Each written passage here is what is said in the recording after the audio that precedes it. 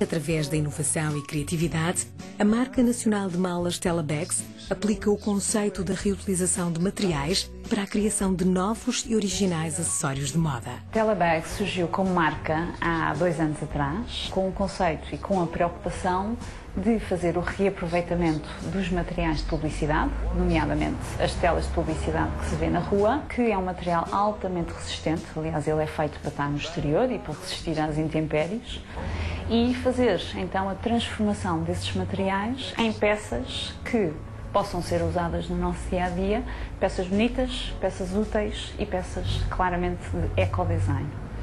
Os materiais são-nos cedidos por várias entidades que, no fundo, permitem fazer o reaproveitamento do material como alternativa a deitar o material para o lixo.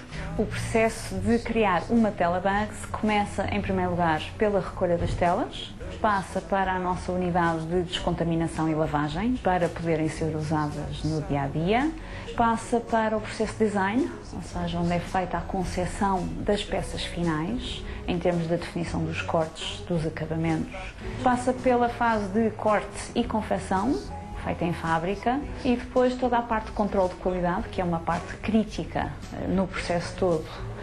Temos 2 fases de controle de qualidade e depois, finalmente, temos a peça Telebags final, etiquetada consoante exatamente qual é que é a linha a que pertence. Por isso, elas duram, se forem bem estimadas, uma vida. Uma lata de refrigerante leva 80 a 100 anos a decompor-se. Uma pastilha elástica poderá levar até 5 anos. Nós nascemos, vivemos e morremos, mas o vidro fica 1 milhão de anos sem se decompor. Um dos meus maiores medos é que cada vez os aterros estão mais cheios, há dificuldade em encontrar soluções para alguns resíduos. Aquilo que eu vejo é mais a aplicação daquilo que nós chamamos de reciclagem mecânica, porque as grandes metalurgias extrativas não existem no nosso país. Não podemos abrir novas linhas de reciclagem sem termos a percepção de que todo o fluxo é economicamente sustentável. A reciclagem é vista numa perspectiva ambiental primeiro que tudo. E temos a perspectiva económica. É um setor que emprega muitas pessoas. Normalmente, nenhuma indústria é implementada se ela não tirar dividendos económicos. A componente ecológica e a preocupação ambiental, eu acho que vai se tornar uma vertente comum e prática comum a todos os níveis. Como se sentem mal se deitarem um papel para o chão, na rua, não é? Porque é um ato de má educação. Passa a ser um ato de má educação também pegar uma garrafa de vidro e não a depositar no local adequado. Portanto, tem que se pensar sempre em reduzir, em reutilizar e em reciclar, pensando sempre que a reciclagem, de facto, é algo muito importante, mas que não é o remédio para todos os males.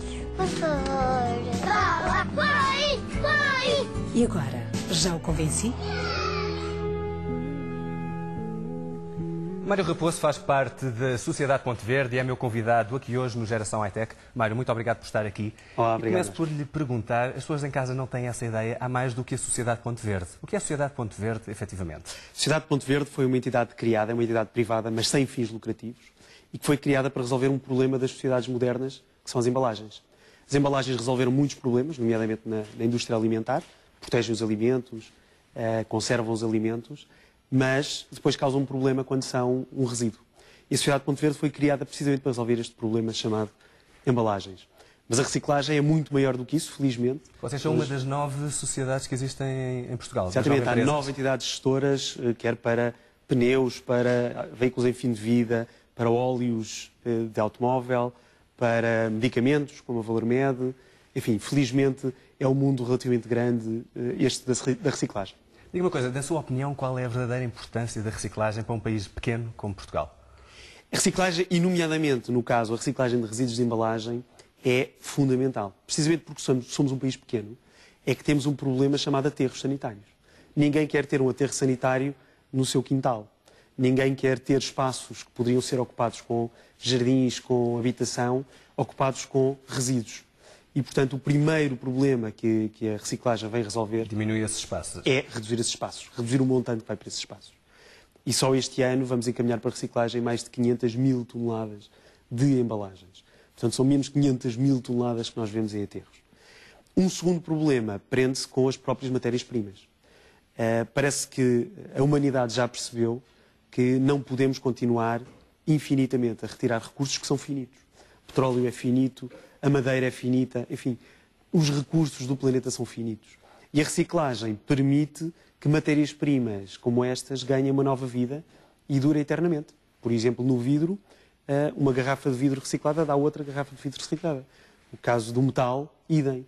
Portanto, poderemos utilizar muito mais ilimitadamente alguns recursos que são finitos. Mas é meramente uma questão ambiental, até porque está a focar essa questão dos recursos, mas também é uma questão financeira. Não, a reciclagem em si e a reciclagem de resíduos de embalagens, e quase todas as reciclagens não são rentáveis per se. Portanto, a reciclagem é algo que tem que ser subsidiado. No caso da Sociedade de Ponte Verde, são os aderentes da Sociedade de Ponte Verde que pagam. Ou seja, as empresas que colocam as embalagens no mercado, que vendem as embalagens, pagam um valor à Sociedade de Ponte Verde e a Sociedade de Ponte Verde pega nesse valor e ajuda a fazer mexer, digamos assim, o setor da reciclagem. Caso não existisse este montante que as empresas pagam à Sociedade de Ponte Verde, a reciclagem em si não era rentável. Isto surge por iniciativa de cada país ou há mesmo diretivas comunitárias nestas questões? É uma diretiva comunitária de 94, quando a Europa percebeu que precisava das embalagens, por um lado, em certas áreas, no caso da proteção alimentar isso era fundamental, mas também tinha um problema gigante, porque a Europa, temos que pensar, tem países muito pequenos, não é? Tem Portugal, mas tem também muitos países pequenos. Portanto, a questão dos aterros, a questão das matérias-primas, de que a Europa é deficitária. É mais global do que meramente uma questão do único país. Exatamente. Eu vi recentemente uma entrevista do vosso diretor-geral e ele traçou algumas metas do ponto de vista de reciclagem de alguns produtos, digamos assim, de alguns resíduos, para 2011, nomeadamente reciclar 60% do vidro, 60% do papel cartão, 50% do metal, 22% de plástico e 11 a 15% de madeira. Como é que são estipuladas estas metas? As metas são de uma diretiva europeia. Portugal tem que conseguir até 2011 reciclar, no global, 55% de todo o volume de embalagens que lhe foi declarado pelos seus embaladores. Eu disse há pouco, os embaladores pagam um valor pelas toneladas de embalagens que colocam no mercado e esse volume de embalagens, essa quantidade de embalagens, dessa quantidade, 55%, somos obrigados. E como somos nós, garantem isso? Porque, no fundo, no caso da Sociedade de Ponte Verde, vocês vivem um bocadinho do lixo doméstico. Tem que convencer as pessoas a fazer isso, a contribuir. Dependemos disso, da contribuição das pessoas, dependemos também da contribuição dos hotéis, dos restaurantes, dos cafés, onde temos também um projeto só dedicado a esse canal, e dependemos também das próprias indústrias. Ou seja, as embalagens não é só aquilo que nos chega de casa dos consumidores. São as paletes, são o filme da palete, são todas as embalagens de transporte. Os consumidores caseiros representam quantos por cento? Tem ideia mais ou menos desse volume global das vossas recolhas? Mais ou menos das nossas recolhas, os consumidores neste momento ainda são mais de metade das nossas recolhas. Portanto, temos, de facto, felizmente, contado com grande apoio das pessoas. E estamos a cumprir essas metas europeias ou não? Este ano nós devemos acabar nos 46%, acima dos 46% de tudo o que nos foi declarado. E para o ano já deveremos estar a falar quase 50% daquilo que nos foi declarado. Portanto, estamos bastante bem no que diz respeito às metas até 2011. Por que é que acha que não se param? Nós vimos aqui algumas pessoas na peça a dizerem tenho paciência, é chato ter que ir à rua pôr. O que é que podia ser feito do vosso lado para incentivar mais as pessoas? Eu acho que tem a ver mesmo com sensibilizar a população. Eu acho que a população tem preguiça. As pessoas que têm preguiça não perceberam ainda do bem que estão a fazer quando fazem a separação e a deposição no ecoponto.